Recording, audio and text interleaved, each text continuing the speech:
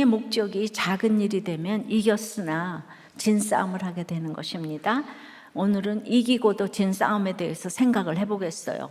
첫째로, 지는 싸움은 자기 욕심으로 이제 결정하기 때문이에요. 모압 왕 메사는 이제 그 이스라엘 연합군이 쳐들어온다는 첩보를 듣고 총동원령을 내립니다. 모압의 군사들이 사활을 걸고 이제 일찍 일어났다는 거예요.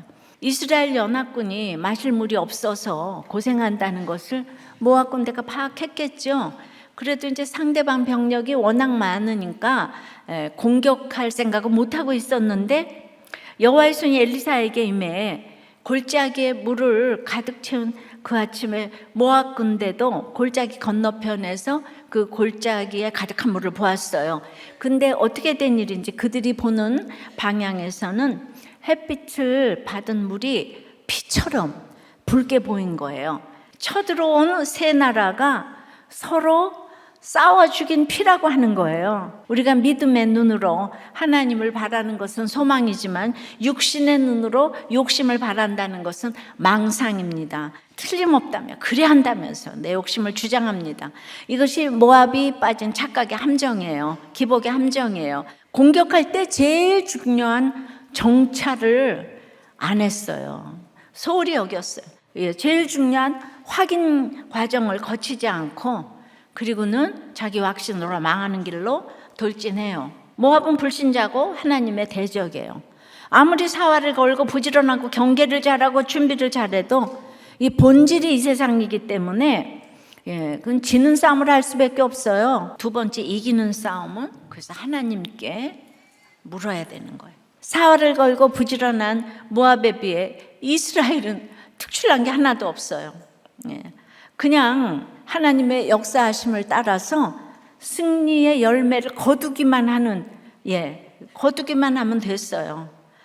그리하여 결국 노력하기 위해서 의기양양하게 연합군의 진을 향했던 모압 군대는 뜻밖의 기습으로 도망하게 되었고 지리멸렬 부서지게 되었어요.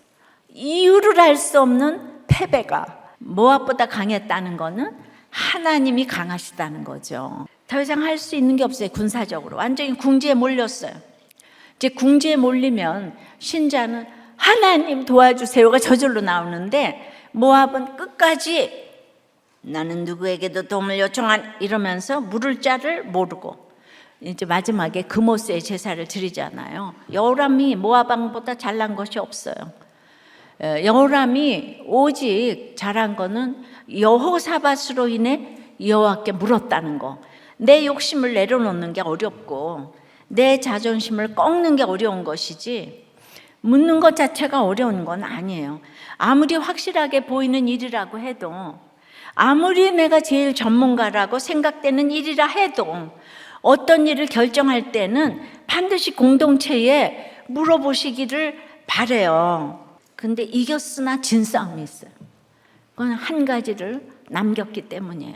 그건 다 이겼는데 이렇게 그 정복하지 못한 길하레셋이 있는 거예요.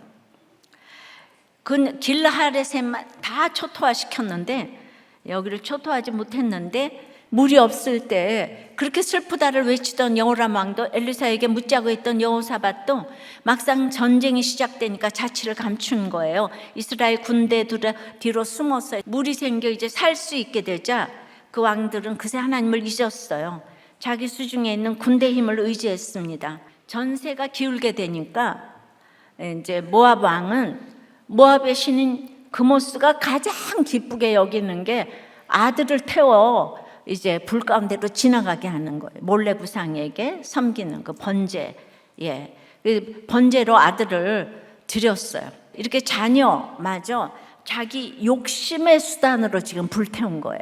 이스라엘을 향한 모압의 분노가 왕의 계승자를 불태울 정도라, 이런 뜻이 되겠지만은, 이 처절한 분노와 살이 압도가 되었는지 이스라엘에게 이런 큰 경노함이 임하자 이렇게 대대적으로 일으킨 전쟁과 군대를 물리는 거예요.